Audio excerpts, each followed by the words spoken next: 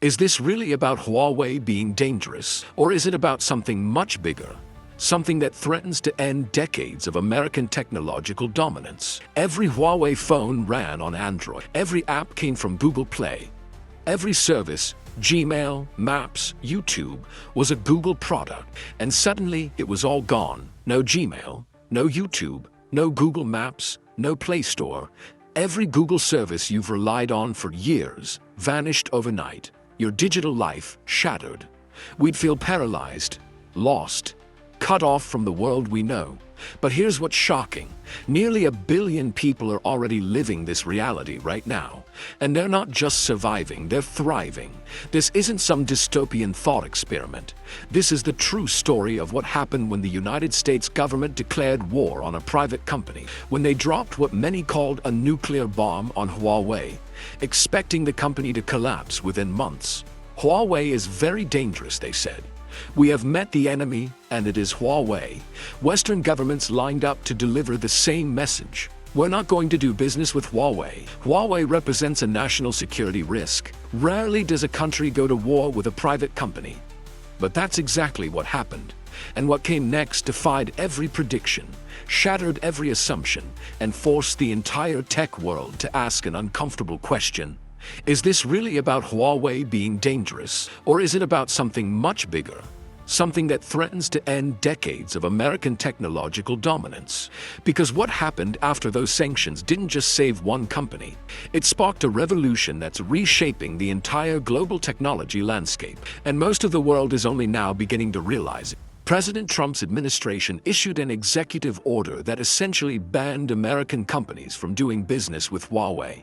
Overnight, and I mean literally overnight, Huawei lost access to Google's Android operating system and all of its services.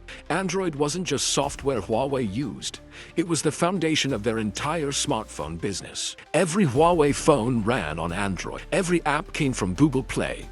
Every service, Gmail, Maps, YouTube, was a Google product, and suddenly it was all gone. The tech world's reaction was immediate and unanimous. Huawei was finished. They'll be dead within 2 years, proclaimed one prominent Silicon Valley investor. No company can survive without Google's ecosystem, declared another.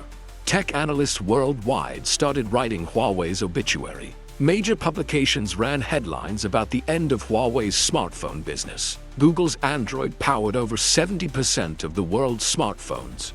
The Play Store had millions of apps. Developers built for Android first. Users expected Google services. Huawei had been the world's second largest smartphone maker, shipping over 240 million phones a year. But without Android, without Google, without access to the ecosystem that billions of people depended on, how could they possibly continue? The App Store, the services, the developer community, and the trust of consumers who expected these features to just work. That's how many gadgets now run on HarmonyOS. An operating system that didn't even exist 5 years ago now powers nearly 1 billion devices worldwide. This is now the fastest growing operating system in tech history. Faster than Android's rise, faster than iOS, faster than anything we've seen in the mobile era. Every prediction was wrong. Every assumption was shattered. Every analyst who wrote Huawei's obituary had to publish corrections. In August 2023, something happened that sent shockwaves through Western intelligence agencies and tech companies. Huawei quietly released the Mate 60 Pro smartphone. No big announcement, no press conference, no fanfare. The phone had 5G-like speeds, full connectivity, fast downloads, everything you'd expect from a modern flagship smartphone. But here's the problem.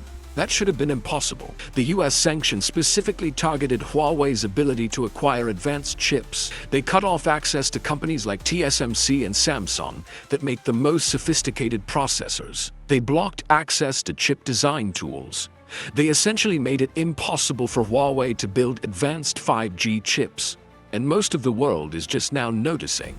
While consumers were getting excited about new phones and cars, Huawei was quietly building something even more significant: the infrastructure for a new digital economy. For companies worried about the US government demanding access to their data, or worried about suddenly losing access to critical services if sanctions hit, Huawei offers something Google simply cannot provide: Independence from American political decisions. Entire regions are building their digital infrastructure on Huawei's cloud instead of Amazon's or Google's. And once that infrastructure is in place, once businesses have invested in these platforms, once developers have built applications for these systems, switching becomes incredibly difficult and expensive.